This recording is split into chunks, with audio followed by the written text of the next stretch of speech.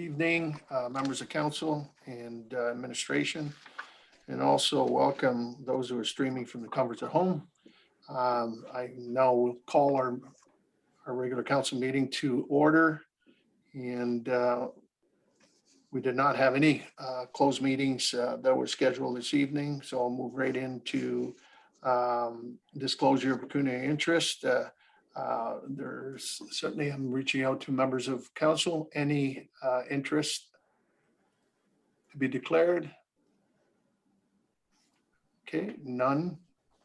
We'll have that duly noted by the clerk. Members of council, we have the minutes, regular council meeting, November 10th, and the public council meeting, November 10th as well. And that was the ZBA at 13375 Des Road Drive. Could I have a motion on those minutes? Moved by Councillor Houston and Councillor Job in support. Any errors or omissions on those minutes as presented to you this evening? I'm here to see none or heard none. Then all in favor? Those, if any, those minutes are carried. Thank you. We do have supplementary agenda items to be added to the regular meeting of agenda, and it's regarding report from our CAO and also on bylaw 2020-78 to be certainly approved. So I get a motion on the SUP. Deputy Mayor Joe Bicchetti and Councillor Altenhoff. All in favor? Those, if any, that is carried. First, we'll move on to delegations, members of council, and I do have deal with there we go. I get the right notes here, and I don't know if she's on yet or not, but as we all know, we've been notified just recently of the retirement of Carrie Rice, and there she is. And Carrie, read you here. Well, first of all, gosh, bittersweet. We're gonna, but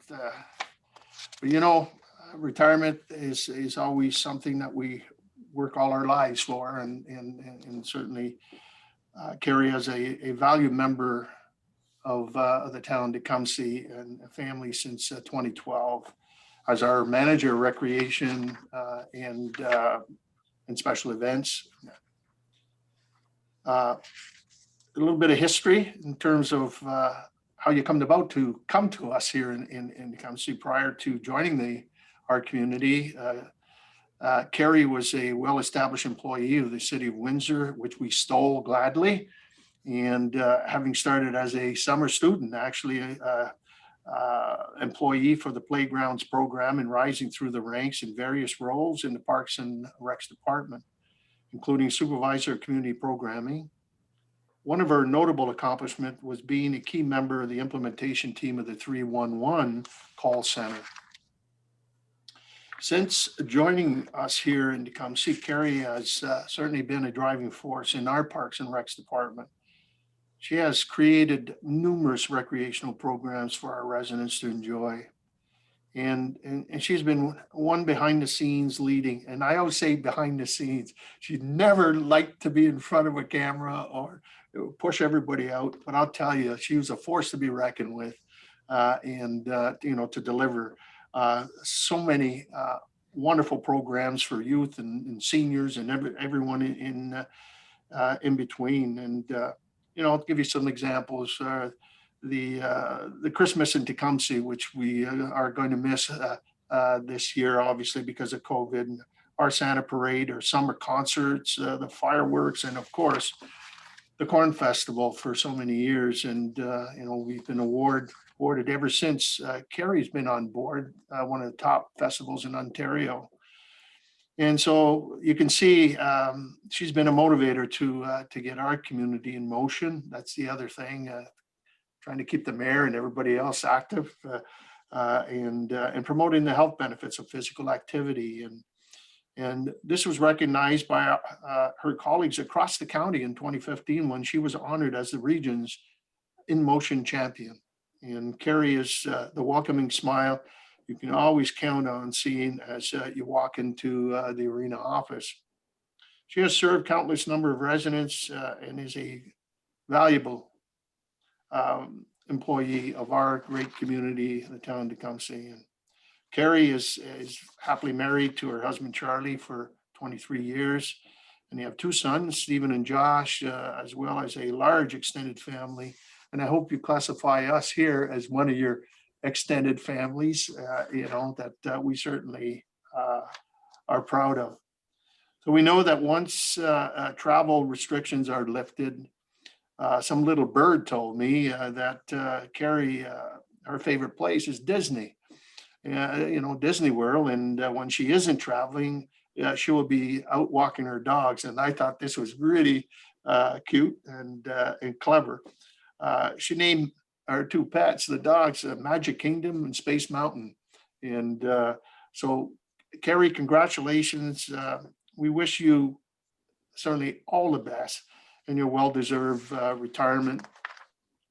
I, for one, will miss you. And I know that all of those events, the special events that we were there, they certainly wouldn't have been as successful without obviously your stamp on it. And I know you're very modest and humbled, and you always hide and shy and all this, but realistically, we're indebted to your efforts. And I can tell you from your, I don't want to steal his thunder, but certainly your boss here, who speaks very, very highly of you and your staff, under you. So I'm going to miss that curly blonde hair and that big smile and you certainly shone a great light on us.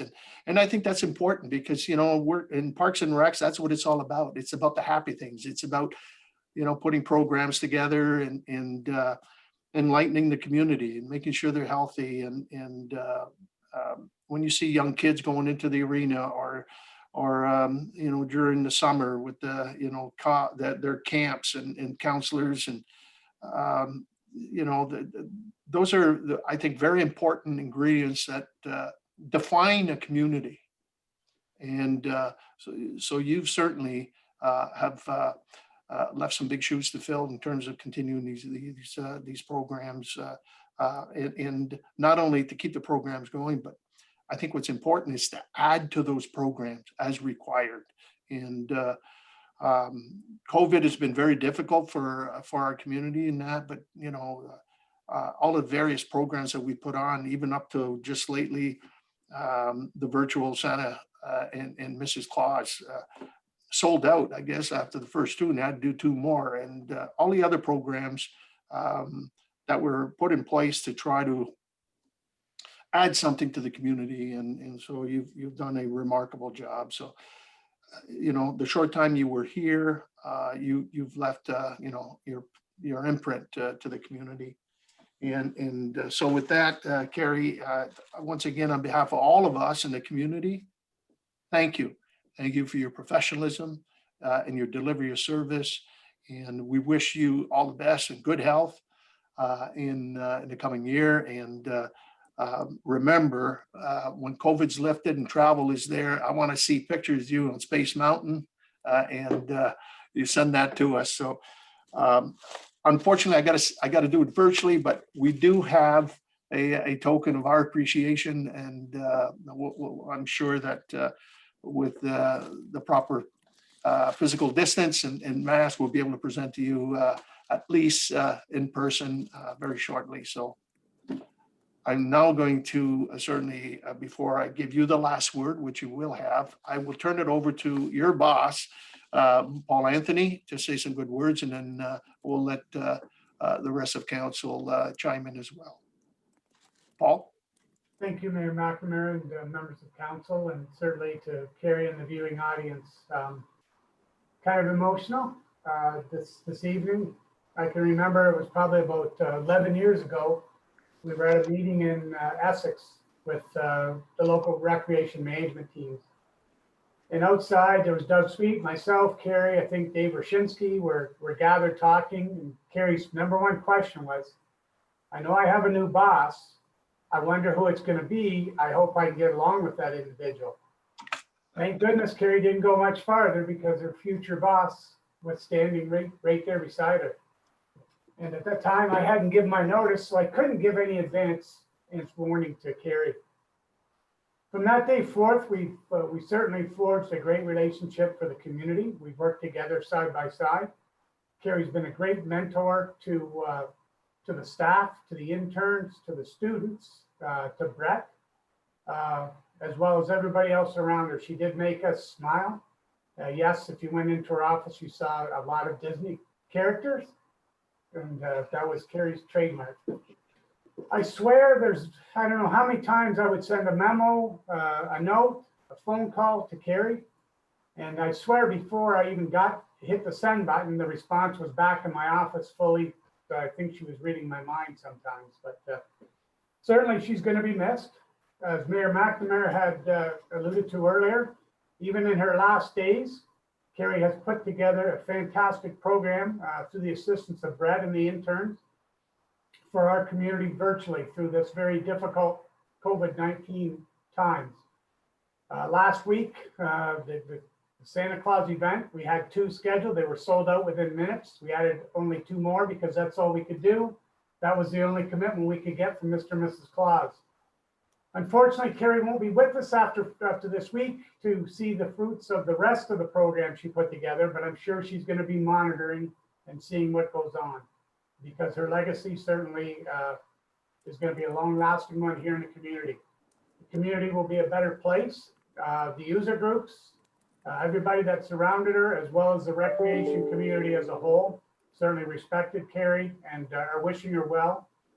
I know a couple weeks ago when she walked into my office and shut the door and said she wanted to talk to me, I sure didn't see this coming, but certainly it's well-deserved. And Carrie, all the best to you, Charlie, the kids, the dogs, your future vacation, and don't go too far because I'm sure we're gonna have to reach out for some information and some assistance. So wishing you well on behalf of myself and all of the staff. We weren't a traditional boss relationship. It was a co-partner, and I appreciate all your efforts, and good luck in your future and whatever you decide. Thank you. All right, well, I just want to add one thing is, if I would have known the Disney thing, I would have brought my Mickey Mouse ears every time I would have been involved. So I'll certainly let council weigh in, and then Mark, I'll get you to weigh in at the end. Go ahead, Deputy Mayor. Thank you, Mayor. I just want to send congratulations to Carrie. I know when we first met as a council and our new recreation manager, the title at the time, it was mostly being involved with programming, and that was an area of need at the time. I remember we wanted to raise the bar. And you certainly did that under, Paul's crew there. You raised the bar and you brought us to the next level. And I'm talking about the festivals when, whether it be the Tecumseh Corn Festival or assisting the Tecumseh BIA with their wine festival and the Optimist Club, you really brought us to the next level in terms of paperwork, in terms of compliance with different organizations, and kept it very professional with all the groups. And we were honored as a town. We had 1 year, we had the top 100 festival. We had 2 of them going on in a small town of Tecumseh. And that's no small feat. That's incredible organization, getting the volunteers and assigning tasks to everyone. So that's one of the things I really take back from your work here at the town, is you really brought us to that next level at the parks. And we want to continue, and we're going to miss you. So all the best to you in your future, to your family as well. All right, Councilor Tonio. Thank you, Carrie. Just want to wish you retirement. We had about 10 years together. About 8 of it was when I was with the OPP, and of course, all these major functions that we do require policing. So you and I had a lot of meetings together and a lot of planning. And all I have to say is thank you. When you talk about things, people that work in the background and take care of everything and make sure everything is going perfectly, that is you. You are the person that just took control and made sure everything happened and let the limelight happen for everybody else. You're a great employee. You're always professional and a joy to be around. I wish you retirement. It's a great part of life, and please enjoy it. Take care, Carrie. Thank you. All right, Councillor Houston. Thank you, Your Worship. Carrie, certainly wish you, all the best, in retirement, and, thank you for, all of the time and conversation that we had in your office. I know very early on, you and I were really introduced, through the Corn Festival, and, from many of entertainment discussions, you're always, fantastic to deal with. And I know we did have many Disney discussions as well. I, huge fan of The Most Magical Place on Earth. I know, Councillor Dowie is as well. So, I certainly hope that you can spend as much time, there as possible. And, you're able to visit, as many fairy tale destinations throughout your long retirement. So wish you all the best to you and the family, and all as well. Councillor Altenhoff.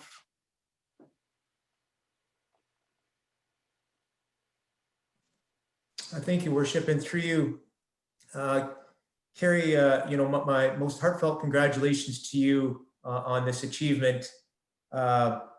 I have to be honest with you. I remember some of the first instances where I met up with you and saw you very active. I saw such an incredible level of positive energy and the glow that that radiated from you. That it's something that I think you really don't appreciate until you sometimes lose it. But I mean, you're hearing the words from many people about bittersweet and so forth. But thank you very much. From the residents, from the young to the old, I think they all really appreciate all the contributions you've given. And in a special way, I really want to articulate, the efforts you put into our youth. You planted, I think, some very good seeds into them. You were an exemplary role model to them as well. And I think that will help them, as they progress through their lives. So, again, heartfelt congratulations to you. Thank you very much for all your hard work. And nothing but best wishes for your retirement. Thank you. All right, Councillor Dowie. Thank you, Worship. And to Carrie, say Kungaloosh. I hope just for anyone who, anyway, you can Google it. But anyway, Carrie will know all about that. Actually, chances are good I'll see her down at Disney at some point in the future when the border reopens. Although I do recommend going to the West Coast. My favorite Disney resort is actually the one in Anaheim, but it's certainly, I will take every opportunity to go see you in Florida if you end up down there. But really, Carrie, I can't say enough about the work that you've done, being in the position that you've been in, front and center with the public, dealing with a lot of personalities, a lot of coordination all at once. In very difficult environments much of the time, whether it's very extreme heat, rain, snow, you're always there, and yet your staff and certainly yourself always demonstrate the professionalism required for the kind of impression we want to leave for a resident. You really were a very good role model for all, and you articulated Team Tecumseh as well as anybody. So I really want to thank you for doing that and for all of your efforts. Certainly, I first learned of you from my former boss, who is your former boss, Helga Rydell, and she had all kinds of extremely kind things to say, and was really disappointed to learn that you had moved on, but happy for you that you had come to Tecumseh. And certainly I've personally been able to benefit from what a phenomenal career you've had here. And so we're really going to miss you. I'm certainly going to miss you. And I certainly hope that you continue to enjoy yourself and that you have some great things ahead. Thank you. Councillor Jobin. Good evening. Thank you, through Mr. Mayor. Well, Carrie, congratulations. You heard it. You're going to be greatly missed. just want to thank you for all of your hard work and commitment to the community. My goodness, yeah, Cornfest, there was some exciting things that I learned sitting on that committee with you.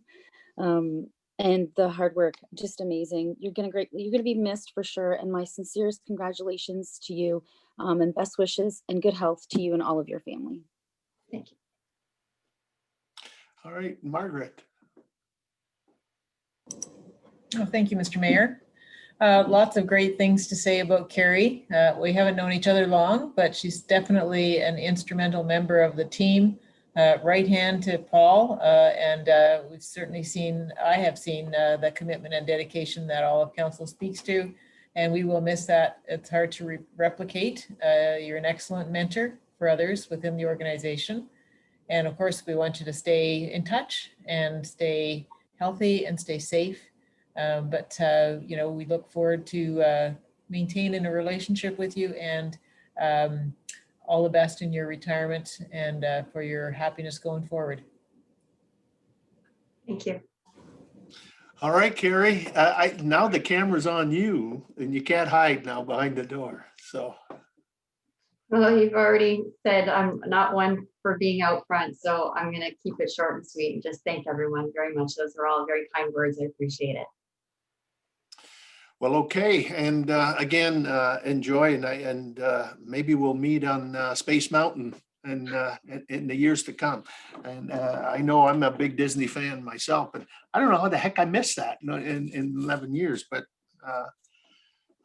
certainly, once again, from all of us, we are your extended family, your Tecumseh family, and we wish you all the best, and stay safe, stay healthy, and yourself, your Charlie and company, the kids, and certainly your two pets. Enjoy, and we'll see you around for sure. Absolutely. Thank you. Thank you all. Thank you.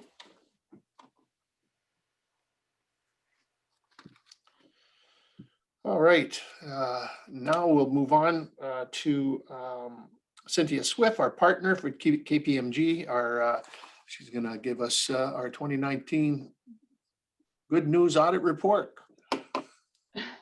Thank you, Your Worship, and members of council. Thanks for having me.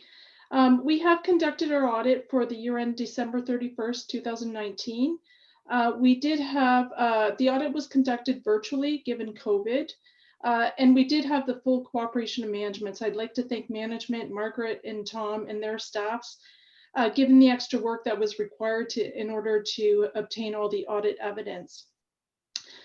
We did do additional procedures this year with respect to COVID, and just to ensure that internal controls were being processed and the procedures were continued to exist prior to COVID, and we had no issues. We have no issues to report to council. Materiality was set at $760,000 approximately, and with that, we had no audit differences to note. So when we were able to obtain the trial balance, everything was in good order. And with respect to that, we are ready to issue our unmodified audit opinion subject to discussions or questions from council tonight. Everything is finished, and it's been finished for a while, but we're in front of council now. And just some comments about your financial position. The town's financial position is in good financial strength. You have a nice accumulated surplus of $261,000, and that's split out between your capital assets as well as other areas in reserve and reserve funds of $45 million. So a good financial position. So those are really the highlights of the audit and your financial position, and I'd be happy to answer any questions that members of council do have. Okay, thank you very much, Cynthia. Any questions or comments to our auditor? No. Well, it's good news to come in the black once again, and Certainly, Cynthia, we want to thank you and your team, and to Tom and Zora and Corporate Services as well, and Margaret. It seems, I know 2020 is going to be a different year for us, but if we look at the years gone by, and we've, I don't know how many, Tom, you can correct me, but I don't know if this is 6 or 7 consecutive years that we've been in a surplus position, and certainly been recognized with some awards over the course of the years. And so to council, to administration, and thank you for your diligence, and because I think this is important, we're the the keepers of the finances of the municipality. Our 25,000 residents in the community entrusted us to maintain the financial viability of our community, and over the years we've actually done a great job in doing that, and for many from our peers in the region and many other areas, they including the provincial government, I know they've looked at us and certainly know that things are well done. And so thank you, for Cynthia, for continuing to guide us and to verify our audits on a yearly basis. And without any further questions, and then I would then ask our clerk, we do have the report to bring forward, and also a recommendation to be moved this evening. Laura? Thank you, Your Worship. So if it's council so wishes, we're looking for a motion that the audit findings report for the year ended December 31st, 2019, as prepared by KPMG LLP, be received, and that the consolidated financial statements of the Corporation of the Town of Tecumseh year ended December 31st, 2019 be approved. Thank you, Laura. And moved by Deputy Mayor Joe McKetty and supported by Councillor Jobin. On the question, all in favor? Opposed, if any? That's carried unanimous. Once again, Cynthia, thank you. And again, congratulations, Tom, and certainly pass our good wishes to Corporate Services and the rest of the management team. Mark, through your leadership, thank you again for another great year. And thank you. Stay safe, everybody, and good night. Stay safe. Thanks, Cynthia. Bye. All right, we'll move on to communications. Members of council, we do have 12 items of communication. If I could have a motion to receive said communications. Councillor Tonio moves, and supported by Councillor Houston. Any questions or comments? Go ahead, Councillor Jobin. Thank you, through you, Mr. Mayor. With the information on number 7, the town of Lincoln, Norfolk County, they're looking into the illicit cannabis operations. In recent news, Leamington has had an experience with such concern. So I'm just asking that maybe we could start by having some type of discussion at our next police services board meeting to see what maybe type of direction we as a municipality could consider going in, or what type of support our policing would need from our municipality, or how it is we can have some guidelines or restrictions or that kind of thing. Well, okay. I think we could do that under the, let's receive this, and I'm glad you brought that up, because I want to refer to number 6 as well, but I wanted to refer that to planning for future discussions. So motion to receive the 12 items, that's been moved, supported. All in favor? Opposed, if any? That's carried. And I can tell you 6 and 7 in particular are very interesting, because I have some knowledge in terms of Norfolk County, what's been happening there. And a lot of it is I know the mayor there has brought it up at the Western Ontario Wardens Caucus on numerous occasions, as well as it's been At the AMO conference, when the wardens met with municipal affairs and Minister of Ag and others, the problem they're having there, and it reflects to Bill C-45 as well, is the fact that people are taking advantage of medicinal marijuana licenses, and then they're grown above and beyond. And so there's so many gray areas within Bill C-45, and what the number 6, actually what they're looking at is for the federal government to actually,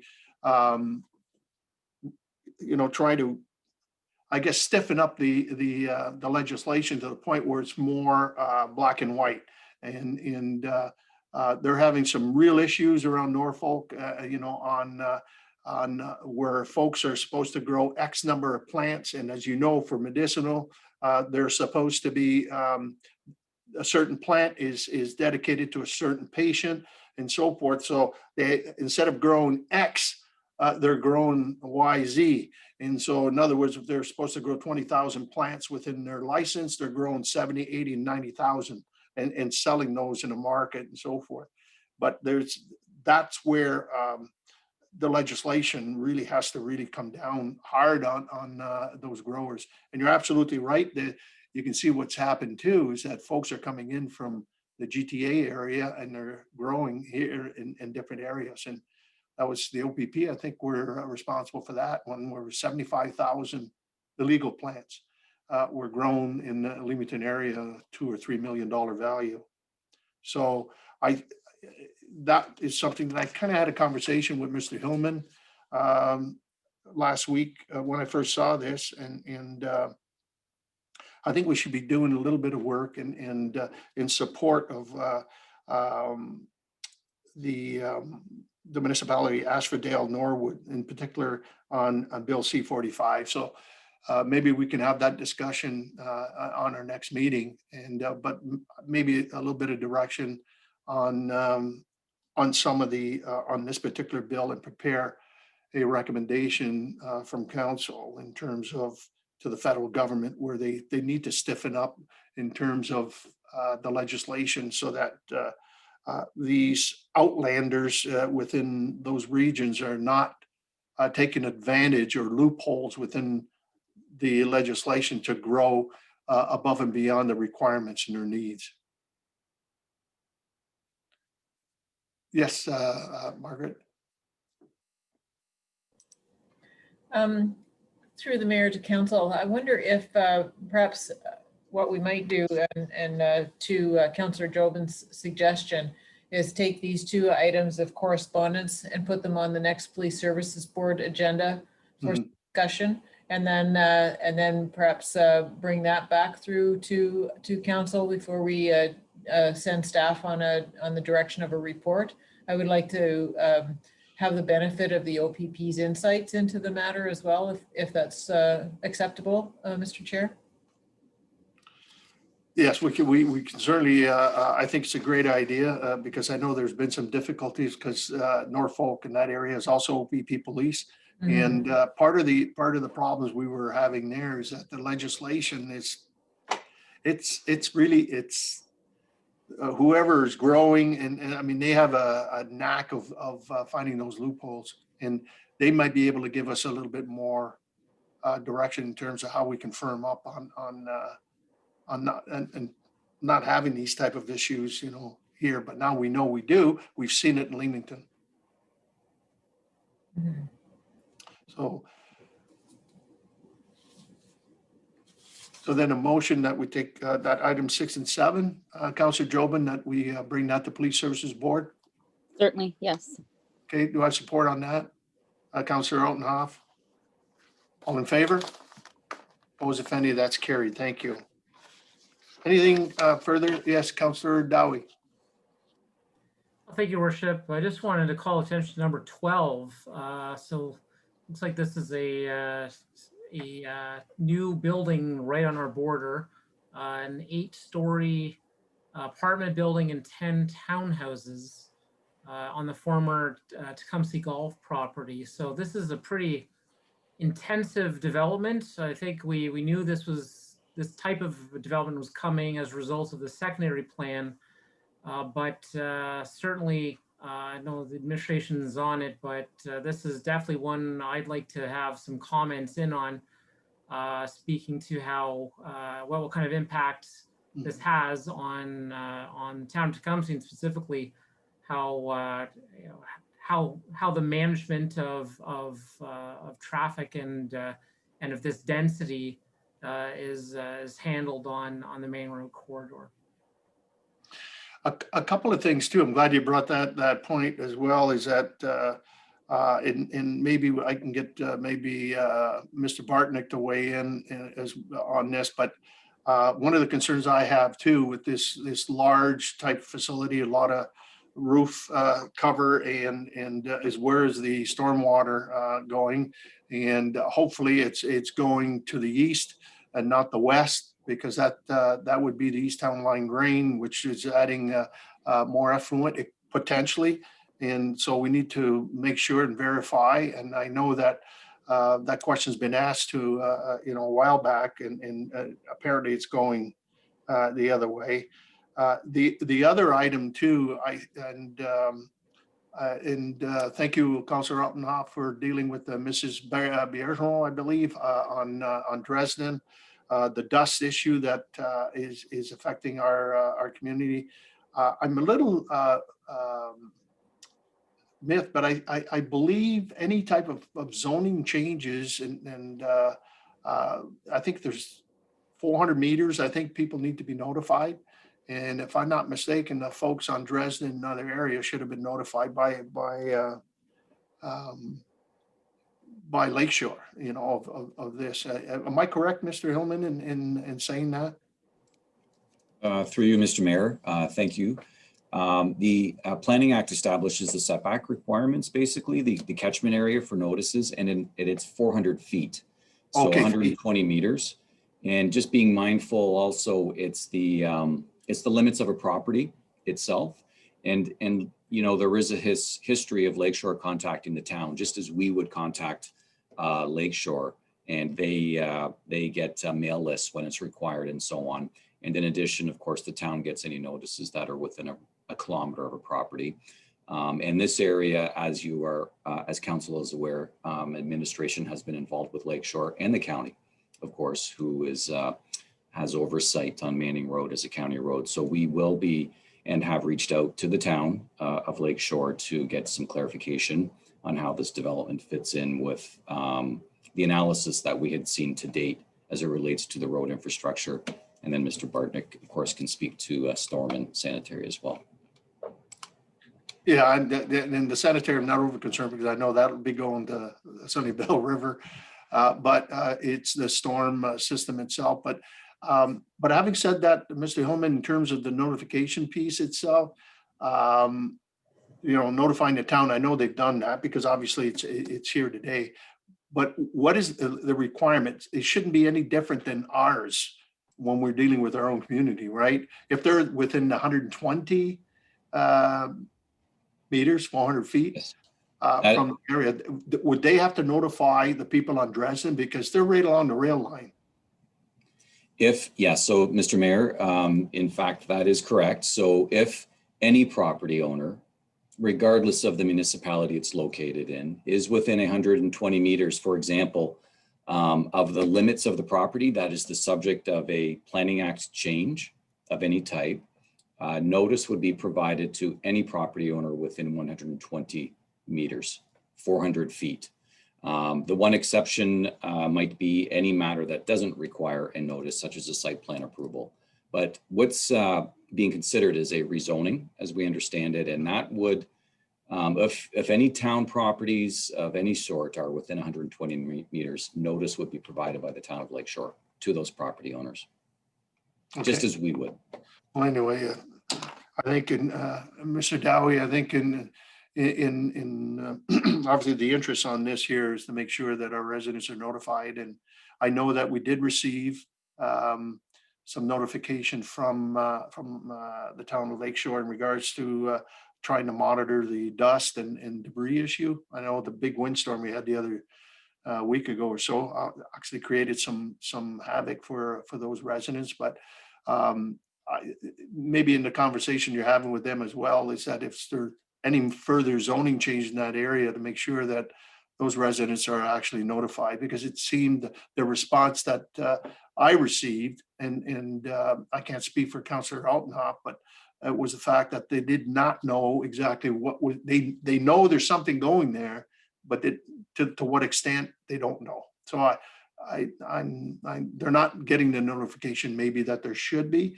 But I hate to say that, because this is third hand, from me.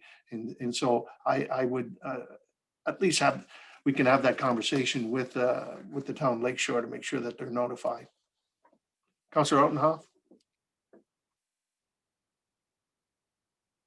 And I got you, Councillor Jobin, after. Through you, yeah, in my discussions with some of those residents on Dresden, they were inquiring, what's going on. I don't think they had detailed information on knowledge on that retention pond that is being put in. So I don't know if they were informed. And again, sometimes it's a bit hard to hear from our residents, exactly what documentation they received. Maybe they did receive something, it was tossed out. Maybe they never received anything, but from the general impression of speaking with a number of them, I think they were not informed. And also to Councillor Dowie's point as well, a number of the residents, certainly in the Ward 2 area, have expressed concerns with traffic flow on that Manning corridor. And this development, as we can certainly see, is going to have a major impact on that. So please, I think it's absolutely critical we stay on top of that. Thank you. Councillor Jobin? Thank you, through you, Mr. Mayor. So on November 5th, we had an intermunicipal committee meeting with Lakeshore and their administration. We did talk about some infrastructure projects on the new and things like that.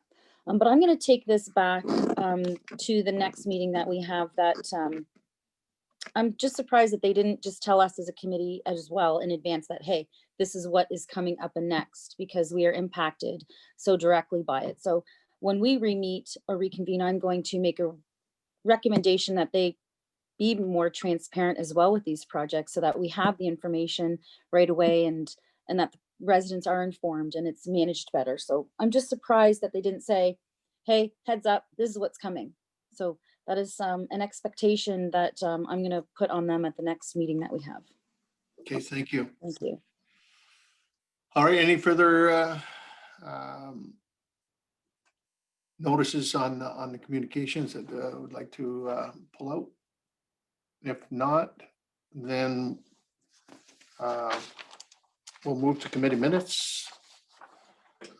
Special Police Services Board meeting, that was in November the 12th. Minutes of the Special Police Services Board meeting were duplicated and delivered to the members to be adopted. Moved by Deputy Mayor Becchetti, supported by Councillor Houston. Any questions or comments on the report? All in favor? Opposed, if any, that's carried. The next report from our Chief Administrative Officer, and it's on the COVID-19 resilience stream, the Investing in Canada Infrastructure Program. Go ahead. Yep, go ahead. Oh, sorry. Thank you.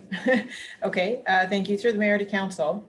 So we have put together a report for your information with respect to this latest ICIP program stream, which is devoted to COVID-19 resilience, and ask that you consider this evening the authorization of staff to make 2 project submissions, which is what we are permitted to make under the allocation that we have been awarded, which is $342,607 dollars in eligible project costs. And further, in order to streamline, in the event that we are successful with one or both project awards, that we streamline the authorization to execute the project level transfer payment agreement with the provincial government. There is a very tight timeline on this particular program.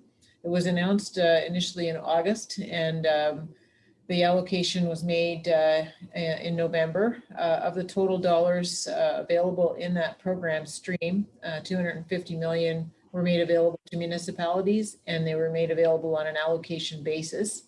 So Tecumseh's allocation, as I've mentioned, is $342,607. And there are 4 categories of projects that we are able to access or apply for. So unfortunately, even though we have an allocation, there is an application process, and it is a bilateral application process. So we would be submitting to the provincial government, who will review our project submissions to ensure that they are acceptable to the program criteria, and then refer them to the federal level of government, who has the final say in the approval, and then enter into the transfer payment agreement. And we're hoping to get our application in as soon as possible, because that sounds like a fair bit of process to us. And we only have until the end of September 2021 to get started, and the end of December 2021 to be finished. So we have selected projects that are ready to go, and that fit under our opinion. They fit under categories 4 and 2. Our first kind of priority project is the purchase of, or acquisition rather, of a high water rescue vehicle. And that is to kind of complete our detailed operational flood response planning that we've done over the course of 2020. Our vehicles that we have in our fleet can traverse water to a depth of 600 millimeters. We need a vehicle that will be able to get through about a meter of water better, according to our LiDAR mapping, which indicates that some areas of town under a kind of worst case scenario would experience that level of inland lake flooding. And whilst we can and have certainly worked with the Provincial Emergency Operations Center to have our request for assistance at the ready, it still does take quite a bit of time for the province and the federal governments to be able to respond and send help. Plus, we have to demonstrate that we have exhausted all of our own resources.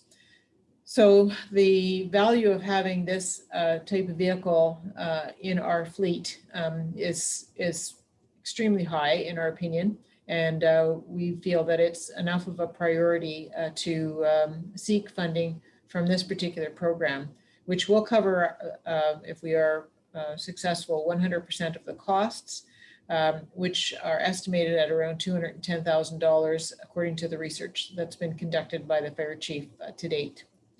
The remaining dollars between the $210,000 and the $342,600 will be used on a number of town hall projects that fit under category 2.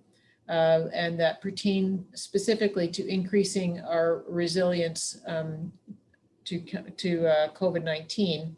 And that includes a replacement of some rooftop units in our HVAC system to upgrade both the efficiency as well as the filtration of air and increase the air quality. One of the chief concerns amongst the scientists at this time with respect to the pandemic is that we are all inside, and that if our ventilation isn't good enough, that can pose a risk of transmission of the virus. We'll also, in addition to the replacement of 3 of these rooftop units, there are 10 in total, we would ask for 2 portable air filtration units to augment the ventilation in other parts of town hall that wouldn't be serviced by these new RTUs. It is administration's plan to continue with the replacement of the RTUs as dollars permit over the next few years. In addition, we'll be looking for the program to assist with glass barriers in the lobby for our customer service representatives to provide a physical barrier between them and the public. As well as town hall wayfinding screens and meeting room displays. So these are ways of people to be able to find their way through the building as is needed without having to ask someone for assistance. So again, reducing that person-to-person interaction. We'll also be looking for some funds for online appointment booking to maximize the efficiency of people's time so that they can make an appointment with who they would like to see within the administration. And that's all prearranged so that we aren't keeping people waiting in the facility, and we're getting them in and out quickly. And then the fund also covers automatic vehicle location technology. So the remaining a few $1,000s there will be used to enhance our GPS AVL systems within town fleet. And that helps us with, as you know, we have one person deployed per truck. So that helps us with allocating those resources more efficiently.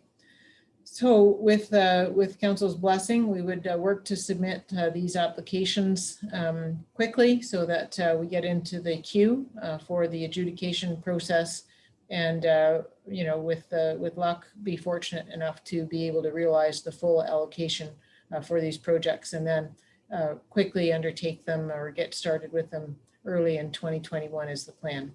Thank you, Mr. Mayor. Thank you, Madam CAO. Okay. Council's pleasure here. Councilor Dowie, Councilor Altenhoff. Thank you, Worship, and I commend the administration for developing a pretty solid list of initiatives that really take advantage of this one-time funding. I don't see any funding streams available normally to cover these items.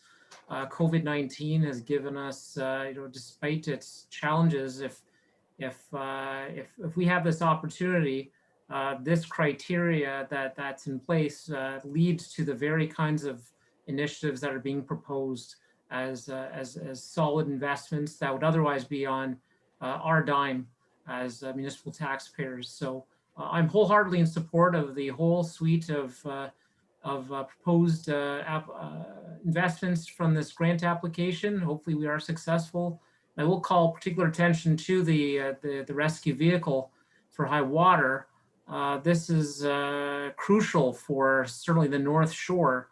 We're at the front lines of any coastal flooding, and this certainly provides peace of mind for a lot of residents if this were to come to fruition, and gives us an opportunity to really provide a service that allows us to get into a property and save people should the need come up. You know, ideally, knock on wood, we won't need it for that purpose, but there are plenty of other municipal uses as well. And further, I think this is an initiative that will help to address maybe some development challenges that we've had for the area near the shore, and is a giant step in the direction of getting these sorts of issues taken care of. So I want to give my full support for this proposal, and look forward to seeing a successful application on the town's behalf. Thank you, Councilor Dowie. Councilor Altenhoff. Thank you, Bishop. And no, I'm in support of this as well. And I think Councilor Dowie has kind of said everything. That, you know, the one vehicle that's mentioned, I mean, it is multi-purpose. It's, you know, and I think that's something that I think all residents should be aware of. It's just not a vehicle that's going to be used once every 10 or 15, 20 years. I mean, this is going to be a multi-purpose vehicle. But I was just going to, you know, support the motion or certainly the recommendations brought forth from administration. Thank you.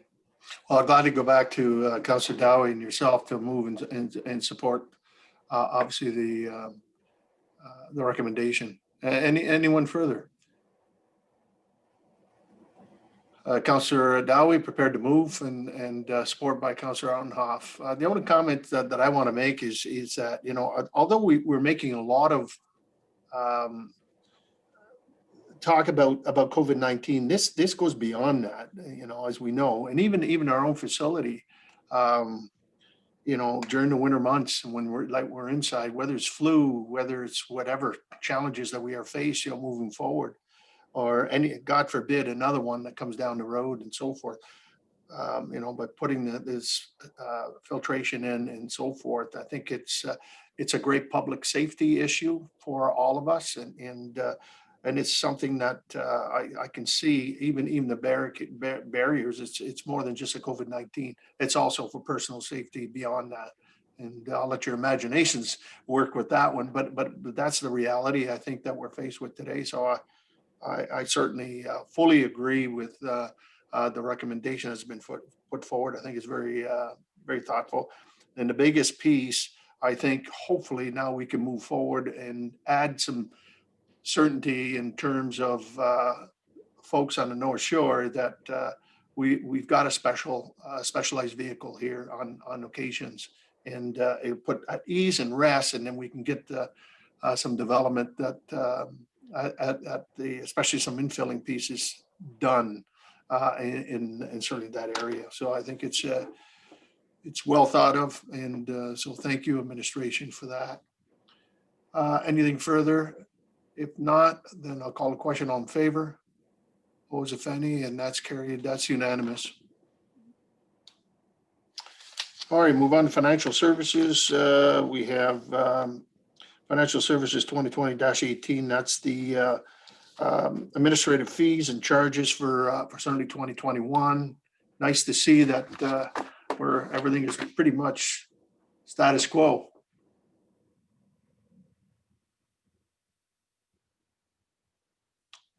Mr. Gitsos, I don't know if there's anything that you want to highlight in your report, but I think it's pretty self-explanatory. It's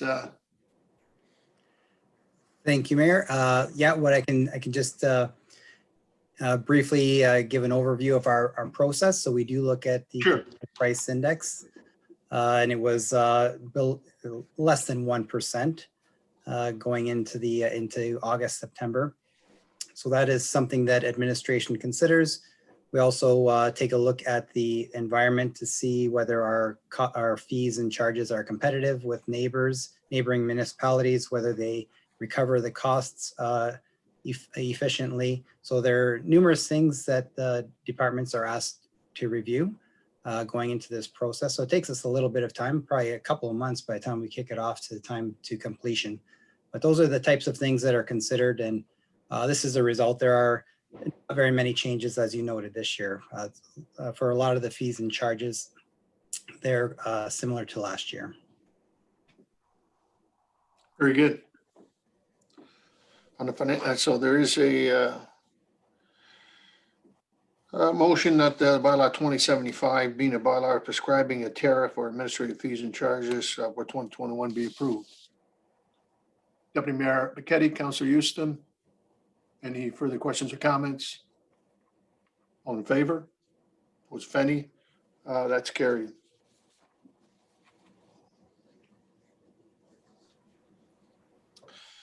Okay, then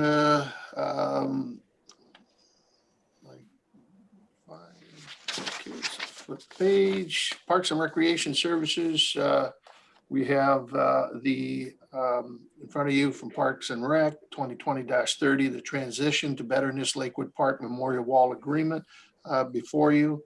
And that the Parks and Recreation report to transition to Betterness Lakeview Memorial Wall Agreement be received, and that the bylaw 2020-78 being bylaw to authorize the mayor and clerk to execute the agreement between the corporation and the town of Tecumseh and transition to Betterness be approved. With that, Mr. Anthony, if there's something that you want to bring forward or highlight in that report. Through the mayor, just to council, we've had some good discussions, the CAO and myself, with the transition to Betterness team. They certainly are going to bring to fruition the walls, the memorial walls at Lakewood Park, what they were meant to be from the start. They've also proposed that they would put a small monument in the middle of the area, which again, I think really adds to the park, and it just finishes that area off.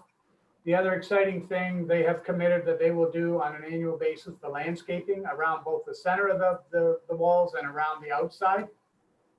In discussions, it may not just be one floral arrangement for the year. They may go in and do a couple arrangements, so a spring, summer, or summer, fall. So I think we've accumulated a good partner, somebody who certainly saw the foresight to take an asset that was being underutilized to make a very valuable piece of their charity. And I think everybody realizes that T2B is really a well-known charity, and they do a lot of good for our community and the local area. So with that, any questions that council may have on it, certainly open to field those. Thank you, Mr. Anthony. Yes, Councillor Dowie. Thank you, Worship. More so a comment. Got to commend Director of Parks and Recreation and all the staff involved. This is an exciting development for that corner of the park, and to see that this area completed, it's going to be a tremendous asset for us. I'm so happy to see this come before us tonight, and glad we found a great partner to see that through. Agreed. Anyone further? Okay, I need a mover and a seconder on the report. Deputy Mayor Bichetti, Councillor Tonio. All in favor? Opposed, if any? That is carried. That's unanimous.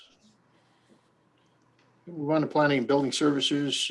We have the 9-month permit report. That Planning and Building Services report, as presented, the 2020 9-month permit report be received.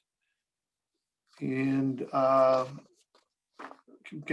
I'm going to ask Mr. Hillman, you want to bring that forward?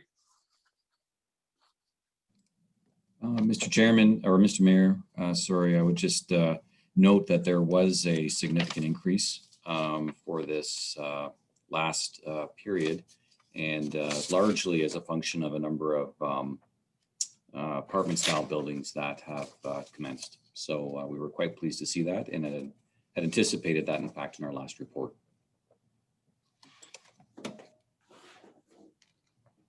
And we've almost about 2.5 times, I think, last year's value, which is nice. Excellent. Okay, motion to receive the report is presented. Councillor Houston and Councillor Jobin. All in favor? Opposed, if any? That's carried. And next report is the also from Planning and Building Services 2020-38. That's our extension of transit delivery and maintenance service contract with First Canada ULC for 2021. Bylaw authorizing the execution of amending agreement to the existing transit delivery and maintenance service agreement between the town of Tecumseh and First Services Canada ULC, which facilitates a 2-year extension to the existing contract for the period of January 1, 21 to December 31st, 22, accordance to PBS 2020-38, be approved as presented. Councillor Altonoff, ready to move. Councillor Dowie, support. Any questions or comments? Councillor Dowie. Thank you, Worship. I'd like to say this. Thank you, administration. I think this is a sensible action at this time. I know there's public transit is certainly an area of a lot of interest among the community on all sides. And with COVID-19 really changing operations, we're not quite in a growth mode. We're more in a survival mode at the moment. So this is something that I think is warranted. I do certainly look forward to seeing the outcome of additional discussions. Undoubtedly, it'll be part of the intermunicipal committee with Lakeshore, and certainly with the new director at Transit Windsor. I'm sure those discussions will materialize as well. So in the interim, we have a great operator, and they've done a phenomenal job, and certainly this is a good decision to make. Thank you, Councillor Dowie. Yes, Madam CEO. If I could, Mr. Mayor, just to Councillor Dowie's point, and Councillor Jobin will recall this as well, and Councillor Houston, that the matter did come up at the first intermunicipal meeting with Lakeshore, and they have committed to bringing it to their council meeting in December, I believe, for discussion as to whether or not they might be interested in pursuing a transit service of some description. So that is one of the pieces of the puzzle that we are assembling for further consideration with respect to transit. Excellent. All right, so on the, we didn't, on the question, anybody voted? No? All in favor? Oh, did we have a, geez. I lost my, my thought here. So it's been moved and supported? Yeah, I'm pretty sure I moved it. Question? Yeah, okay, somebody had their hand up, I thought. Councillor Aldenhoff. No, I was just indicating that I moved it, Mr. Mayor. Okay, thank you. On the motion, all in favor? Opposed, if any, that's carried. All right. Okay, next is also from Planning and Building, and that's the 2020-40, that's CIP grant for 12049 Tecumseh Road. If I'm not mistaken, that's the Torino Plaza, the parking lot in the front. And that's for a grant application for the CIP for that address at 1249 Tecumseh Road. Be deemed eligible and approved for the parking area improvement grant program. Total amount of 10,000 towards the parking lot improvements being proposed, all of which is in accordance with section 11.35-5 of the CIP and the Planning and Building Services 2020-40. So, Mr. Hellman, it's in full agreement to the CIP. Move. Yes. I just, sorry, I thought that was a question. I apologize. Yes. No, that's okay. No, if you're going to move it, I'd say, well. Councilor Tonio was prepared to move and supported by Councilor Houston. Any questions or comments? Having heard none, all in favor? Opposed, if any, that's carried. And then we'll move on to bylaws. Madam Clerk. Thank you, Your Worship. So the first bylaw we have on the agenda this evening is the late payment charges for Volume.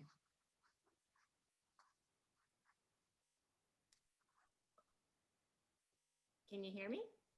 Very faint. Sorry, I'll try and speak as loud as I can. My apologies. Okay. So the first bylaw we have this evening is the late payment charges for 2021. We have our interim tax rate for 2021. We also have the zoning bylaw amendment as previously reported on in regards to property on Desrow Drive. We have also a bylaw 74, which is the site plan control agreement with the new Subaru dealership. Additionally, there's bylaw 75 as reported on earlier this evening with regards to the administrative fees and charges. And then we have bylaw number 76, which is the ICIP public transit transfer payment agreement for funding. We also have bylaw 77, which amends our appointments bylaw to recognize bylaw enforcements under the Reopening Act for our bylaw enforcement officers under the provincial offenses. We have bylaw 78, which is the agreement also reported on earlier this evening in regards to the Lakewood Wall with transition to betterness. We're respectfully asking for first and second readings to these bylaws and third and final if appropriate. Pleasure, council, on two readings. Moved by Councilor Uslan and Councilor Tonio, support. Any questions or comments on those bylaws? Yes, Councilor Dowie. Just a note for my vote, it should not include bylaw 77 due to the declared conflict earlier, but otherwise, for the remainder, I do wish to full vote on those. Okay. Then, okay, we have enough for quorum. On the two readings of the bylaws, all in favor? Opposed, if any, that's carried. Then third reading is now proper. Councilor Altenhoff, Councilor Houston, all in favor? Opposed, if any, that's carried. Unfinished business. Is there any unfinished business?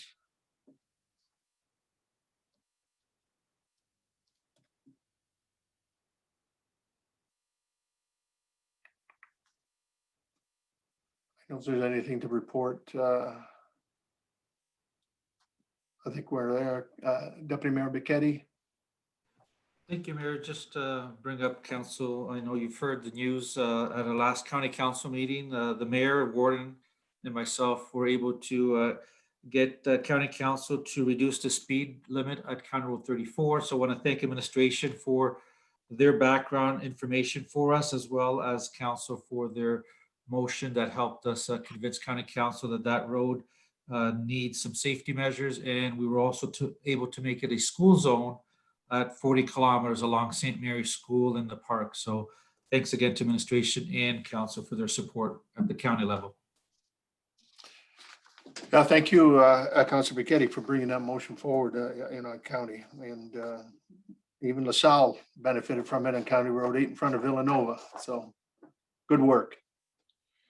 All right, no further unfinished business, new business at this stage.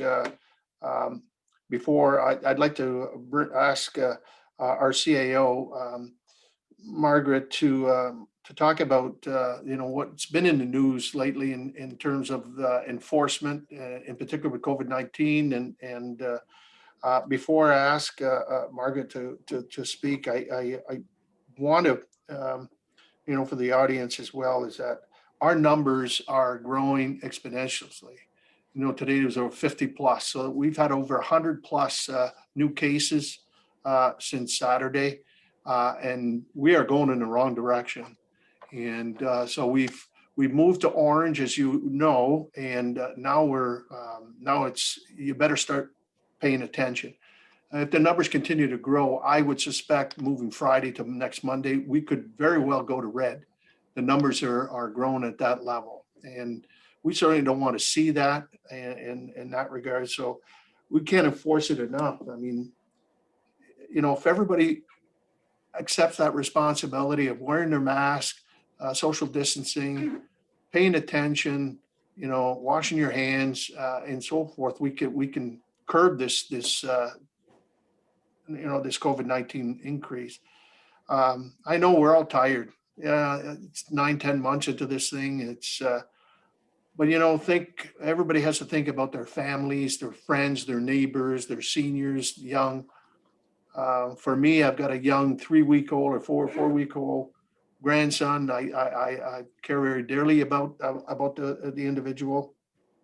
So we have a responsibility to ourselves, but also to our communities and our greater community to do the right thing, follow the science, follow Dr. Ahmed's guidance and the others on the enforcement piece. So I'll leave it at that. And just to send a message out, folks, let's continue to do what we're doing. I'm very proud of our community in particular. Our numbers are, we've been doing a good job, but still it's creeping. But I also want to extend my thanks to staff, all the staff. We've done a remarkable job to date. So each and every one of you, from my behalf and certainly council, thank you, for keeping yourselves safe, but most importantly, keeping our community moving forward. And with the business of the municipality, you've done a terrific job in doing that. So thank you on our behalf. And to the residents, let's be vigilant. Let's take this responsibility on ourselves and to guide us to Christmas. I don't want to see our region at Christmas time in red zone, but we are moving certainly in that direction, because infection rate over 100,000. We're as high as Toronto, folks, now. So let's be vigilant and certainly moving forward. With that, I'm going to pass it on to our CAO, and I know you've had plenty of meetings in the last few days and with your peers and law enforcement and bylaw, and I think working with certainly your senior staff. So I will pass it on to you. Thank you, Mr. Mayor, for the opportunity to give a verbal report. And you're quite right, things have been changing very rapidly, and the information coming out from the province has been coming out very rapidly. Due to the rising COVID-19 case numbers provincially and locally, there's now a more collaborative and proactive approach being taken to enforcement of the Reopening Ontario Act and its regulations and orders issued by the Medical Officer of Health and any municipal bylaws and policies associated with protection measures for COVID-19.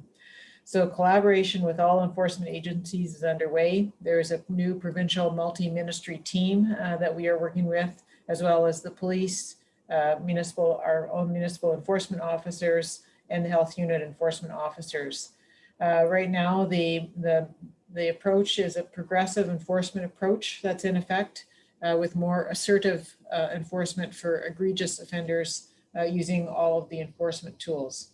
I can update you that the town enforcement initiatives, I've received 2 recent memos, one on November the 16th and another one this evening, outlining changes to the provincial regulatory environment and explaining the collaborative approach to enforcement. These memos I have passed along to our enforcement personnel as well as the OPP, who have commenced, both of whom have commenced participating in joint meetings with this multi-ministry team, the health unit inspectors, the OPP, and municipal police across Windsor, Essex. Through these meetings, the town enforcement staff are coordinating with the public health inspectors on calls, inspections, enforcement, and the data reporting that we're required to do for commercial entities and the public. Public health inspectors and Ministry of Transportation officers are coordinating on similar activities for industrial facilities. Town enforcement staff and the health unit inspectors are already in regular communications on a daily basis to ensure consistent enforcement measures are taken and foster a team approach on inspections and enforcement. The memos that I mentioned a moment ago are from the Ministry of Municipal Affairs and Housing and the Solicitor General and provide detail on what authorities are now shared by all enforcement entities. The Solicitor General memos are directed to police chiefs, the OPP, and police service boards, and will be shared with the Tecumseh Police Service Board for discussion on agendas starting in December to get a better understanding of how the OPP is undertaking enforcement. Our town has had a partial emergency operations center in effect since March when the mayor first declared an emergency. We continue to meet bi-weekly on both COVID-19 and flooding emergencies. We have now expanded that partial EOC to include Staff Sergeant Smith from the OPP and Brian Hillman, Director of Planning and Building and Bylaw, to report out on and coordinate enforcement. On this evening's agenda, Bylaw 2020-77 provides for the designation of 4 staff as bylaw enforcement officers. Our bylaw enforcement officer by title, as well as both building officials and the new fire protection officer are now all designated as bylaw enforcement officers, and they're granted short form authorities under the Provincial Offences Act to enable them to write tickets and lay fines. They will have access to tickets shortly for that purpose, and that increases the range of enforcement tools that they have to use. Recent provincial changes, the police, bylaw enforcement officers, health unit inspectors, and provincial officers are all authorized to enforce orders under the Reopening Ontario Act and the Emergency Management and Civil Protections Act. All of the officers that are authorized under Provincial Offences Act are now also authorized to enforce Section 22 orders issued by a medical officer of health under the Health Promotion and Protection Act.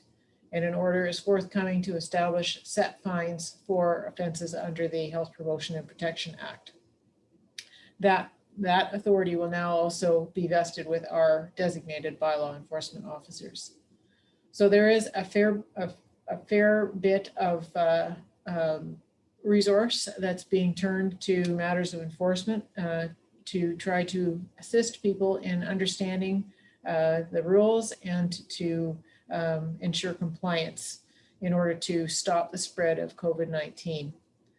In our other initiatives, our Parks and Recreation Services are undertaking weekly reviews of the restrictions associated with public access to the town's recreation facilities in accordance with the rules under the Ontario Response Framework Currently, the town is in orange, and we can continue to operate our facilities as we currently do.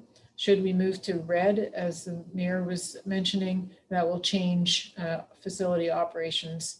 The Parks and Recreation Services are preparing for that eventuality. We are also in the process as a senior management team of developing a COVID-19 safety plan, which we are now required to do as set out under the framework. And that is to articulate how we are keeping employees safe, how we are screening for COVID-19 in the workplace, controls for risk of transmission, and so on. And these activities, of course, are being taken in addition to the work that we're doing to access the funding that was presented to you earlier this evening. So that is my verbal report to you this evening on the enforcement activities associated with COVID-19. Thank you. Thank you very much for that. So you can see there's been a lot of work that's been done in the last week, and so I would say stay tuned. And you know, there's a lot of information coming from Queen's Park, as well as from our local medical officer of health here as well. And there's an uptick of folks in the hospital and emergency in ICU, and we do have now people on ventilators right here in our own community. So let's keep that in mind, you know, folks, whoever out there that are listening, and let's all be vigilant and certainly be safe in how we discharge our responsibilities as we move forward as a society. Councillor Altenhoff. Thank you, Worship, and through you, my appreciation to the CAO for the report. I would like to articulate, especially when you're discussing the Parks and Rec side. Certainly at the Optimus Park, the Old Green Acres Park. I'll put it out as a word of caution. I know I've observed on a number of times, typically over the weekends, but a number of times in the evenings, where there are really almost, I'll call them mass groupings. And I recognize they're the youth, and it's difficult for them. I know, I think we all know, we all understand it, but we have to be very vigilant. We have to be very mindful. It's when we slip up that when this virus will, it'll get us. And we have to be, very, very keen on the right things and the wrong things to do. So I would just please encourage, we're well beyond any form of education side of it now. We have to get into enforcement, because if not, we're just going to keep going the wrong way.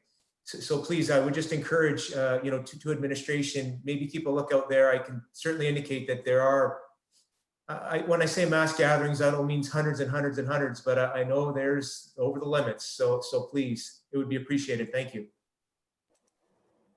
Thank you for that. Councillor Houston. Thank you, Your Worship. Just a question that pops to mind is, if there are those, mass gatherings in the park, and I certainly don't want to, encourage people to, actively report. But if somebody does want to report, what's the best avenue, or who do they call? Where should they call? If they do see any of this activity. Through mayor to council, they have the choice of calling the town for enforcement purposes, the health unit, or the police. And the gathering numbers are clear in the rules that are under the prevailing legislation and associated with each color code of the framework. So, they are enforceable limits. Thank you. Yeah, and just a question, maybe to Paul, or in the parks or whatever. But I know we all have an idea. There's the green, yellow, orange, red. The different zones in that. Do we have it on our website in terms of what that really means for folks? What the numbers are, dining in, and gatherings in parks, and so forth, from category to category. Have we got that on our website? and also into our facilities across our community? I'll just jump in there for a moment, if I could, Mr. Mayor. That all of that is changing very rapidly, and so we rely on the Windsor-Essex County Health Unit site, which has that all laid out in 2 columns, actually, that talk about the provincial framework, and also, in addition to that, the local health unit's additional requirements under the Health Promotion and Prevention Act. So we do refer to those. And they are keeping up with the changes.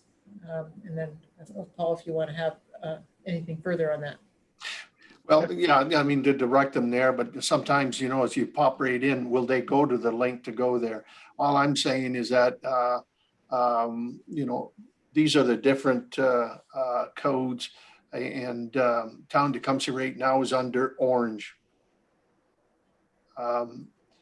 I get it, you know, but for some folks, will they go to the link and then move on to the health unit? That's my concern a little bit in those terms, but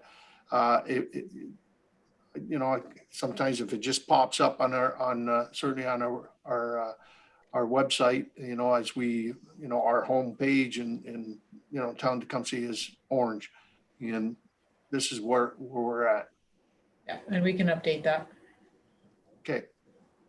I can just say that the arena facility itself, we deal with our user groups on a constant basis. They're well aware in advance of what the numbers are, what can come in. We've controlled entrances. It's a much easier option to be able to control. The unfortunate part outside in the parks right now is you don't even get the signs up, and they're not even dry before, you know, we've gone the different codes right away. We found originally when we had signs, we had signage everywhere when we went into lockdown. People just were not paying attention to them. And enforcement was really the only thing that we could get. We had signage at every entrance point, on every play equipment. You know, people were taking down the caution tape.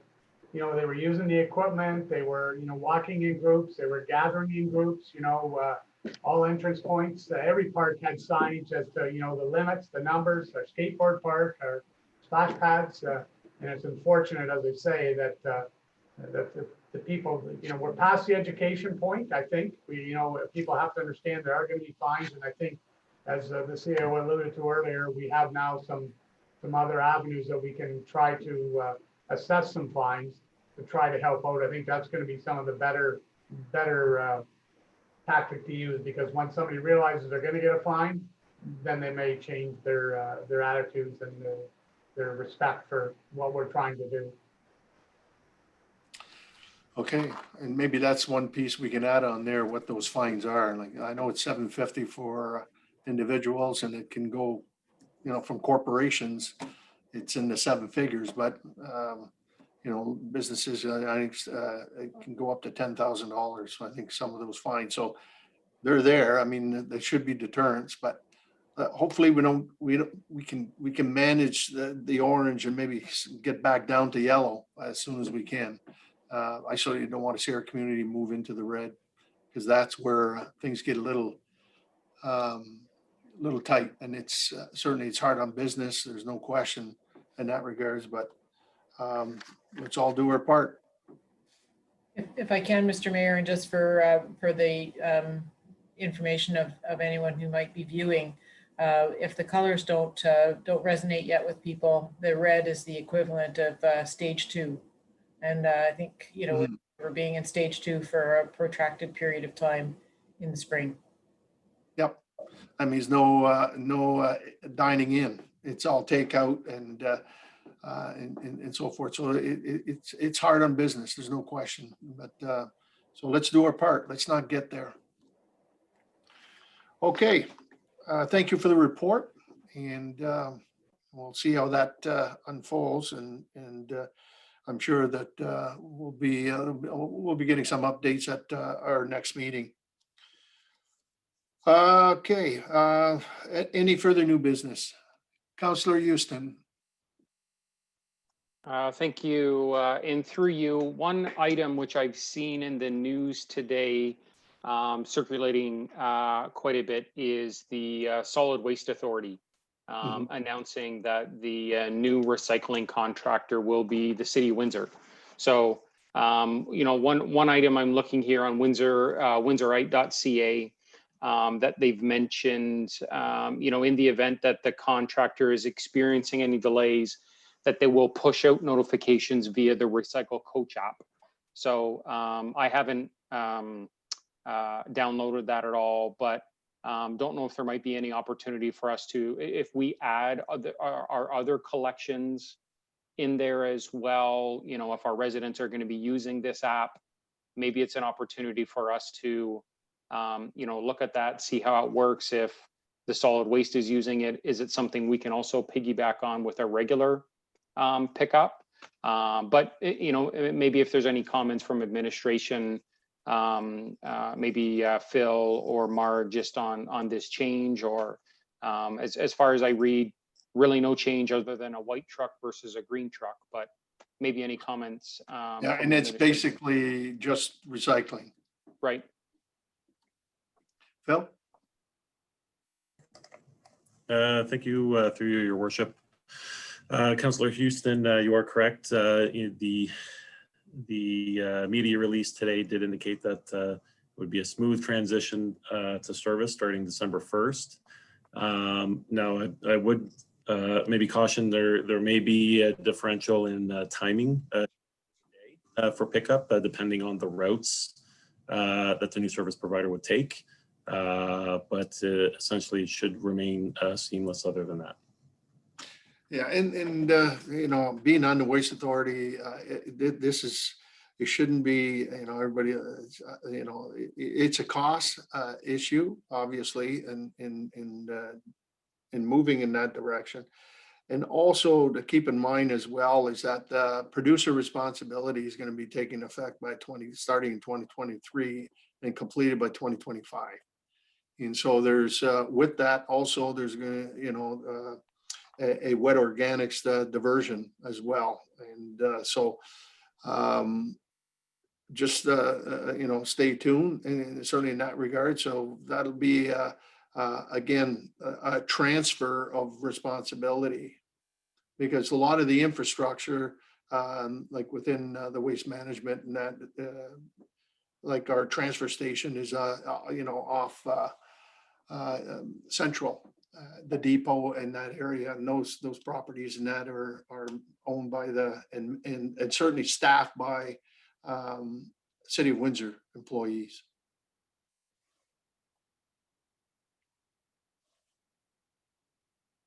Thank you. Okay. Any, I know Councillor Jobin was up next, and then Councillor Altenhoff. Thank you, through you, Mr. Mayor. In our strategic plan, we identified broadband initiatives, but there's still a large area in the rural and where it's not serviced or poorly serviced, which we do know. In Lake Simcoe, they're establishing task forces. I'm just wondering or hoping that our IT department could explore us forming either a task force or even an action committee, and what that would look like, if maybe even a rural resident and a COGICO member, or a member of the town, or just something so we can advocate at another level and just help understand how they financially attribute their costs and things like that. Well, I can weigh in, and I'll get Sean to talk, but the SWIFT 1.0 basically only covers at the beginning, in terms of the dollars that were coming from the federal and provincial government, only covered 22% of the rural areas. And what they've done is identify the 22% of the worst covered areas. Now, the federal government just announced another, I forget now, 1.6 billion and program.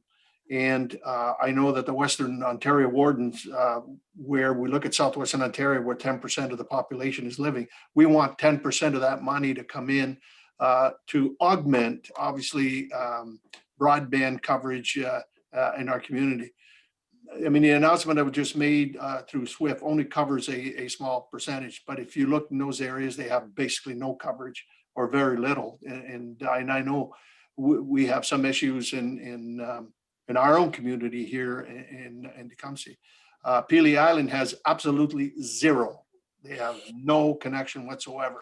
And so that's been identified by the Western Wardens as well to try to get those dollars. So as we move forward, Simcoe, George Connell, their warden is also part of the SWIFT board as well, and certainly dealing with that. SWIFT has built a very good reputation with the provincial government as the agencies of delivering, and certainly broadband. But we all understand that the bare minimum that CRTC is professing is 50-10. And we've got a lot of areas in the community. And I would surmise your area, Councillor Jobin, does not have that. But 50-10, we shouldn't settle for that. We should be settling for a lot higher. And with the additional dollars, this is what SWIFT is trying to do. And we're trying to convince the feds that we want 10% of the allocation that they've allowed, because we represent 10% of the population. Gotcha. So there are groups there. And I know that the IT department in the counties worked with SWIFT as well, but I'm sure that Wendy and others have been in contact with you, Sean. I don't want to speak on your behalf, but certainly I'll let you weigh in on this. Yeah, thank you, Your Worship, and through you to Councillor Jobin. Just echoing her comments that reminding Council our strategic plan does identify one of the tasks is advocating for our residents, for the have-nots. I guess you'd say we have had some wins independent of SWIFT, which is more of a regional picture and a 30,000 feet look at what the region looks like. And they've had some wins throughout the region. But if you look at Maidstone in the last 2 years, we picked up 150 residents there that used to have, poor technology, not quite strings and tin cans, but it was pretty poor in that area. And now they're up to very good bandwidth in that area. There are companies that are expanding throughout Oldcastle. Actually, some of our facilities we're bringing online now in the south end because of the new options for connectivity. It's really come to light, although we've been advocating for our residents and businesses over the years, it's really come to light, obviously, this year with our children working from home, ourselves working from home to some extent, conducting council meetings like this. The need for this broadband connectivity has really come to light, and I'm all for helping out with Councillor Jobin to look at opportunities that we have on our own, even if we have to go on our own, like why can't this area get served or that area? A lot of it is marketing and getting the word out that we have to know the areas. There's portals to go in and punch in, and it checks your bandwidth on the spot. So the more we can build that app and clearly define the areas within Tecumseh that have poor service now, that'll lead to better things to come.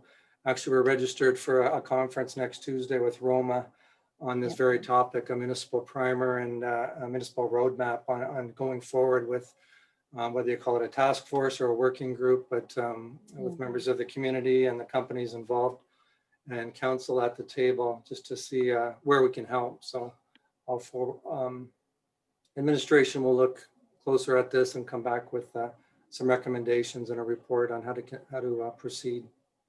Okay, fantastic. Thank you.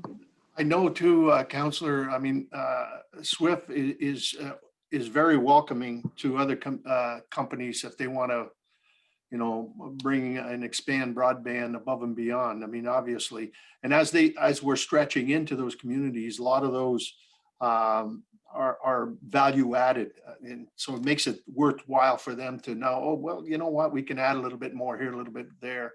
I know that there's and I know TELUS is looking at coming into the community as well, and I think they made the announcement in terms of the 5G technology. I think, Sean, you're well aware of that. There's another one that through NWIN and City of Windsor, LaSalle, and ourselves in Essex Power, which is another company as well that want to establish 5G technology within our community. And so that is also above and beyond the SWIFT number. So a little bit of patience. I know a lot of, I think there'll be a lot of movement. And Roma, you're absolutely right. Roma Yeah. and AMO have been huge proponents of expanding rural broadband. That's a number one priority for Roma. And I can tell you, there's a huge push to the province and the federal government through Roma. And you're absolutely right to Mr. Firth when you recognize the fact that now we're realizing how vulnerable we are in certain areas. And to give you an example how vulnerable we are, even in Ward 4, which is Councillor Houston's area, if you go down Intersection Road, the last 4, we've had Cogeco and Bell, I believe, going through the area, but they're bypassing 6 houses that are closer to Banwell.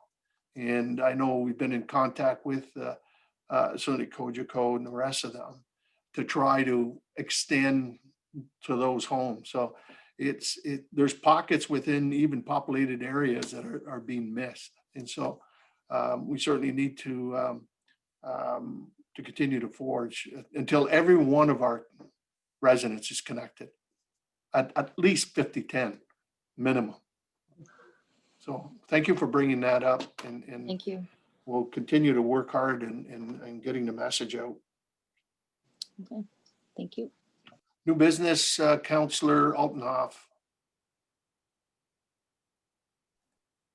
Thank you, Worship. And through you to council and administration, I know it was raised previously, but I just wanted to identify it under news business in my discussions with our residents on Dresden. Again, just north of that Lakeshore Tecumseh border, about the construction of the H2O retention pond by Lakeshore. I've been communicating, and just recently today I received some correspondence from Miss Cable, the Director of Engineering Infrastructure Services at Lakeshore. They've indicated they're certainly trying to engage their consultant as well as the contractors with regards to dust mitigation. But certainly if administration can maybe just stay on top of that, I think that would be appreciated by the residents. And I also want to extend my thanks to Councillor Jobin as well as Councillor Houston on the intermunicipality committee to raise this because it was something that the residents appreciated. So thank you for that. Thank you. Okay, any further new business? Okay, we'll move on to there's no motions. Then we'll move to a confirmatory bylaw to confirm the proceedings of our meeting this evening. Councillor Altenhoff and Councillor Houston, 3 readings, all in favor. Opposed, if any, that's carried. Any notices of motion this evening? None. Our next meeting will be Tuesday, December the 8th. We have a 5 p.m. Policies and Priorities Committee meeting, followed by our public regular council meeting at 7 o'clock. So with that, if there's nothing further, then adjournment's in order. Councillor Tonio, Councillor Altenhoff. All in favor? Opposed, if any? That is carried. I want to thank members of council, administration, and certainly those who are streaming from the comforts of home. Thank you for tuning in this evening to our meeting. Again, be vigilant, be safe, take care of yourselves. And until we meet again in December, I certainly, on behalf of all of us, bid you good night.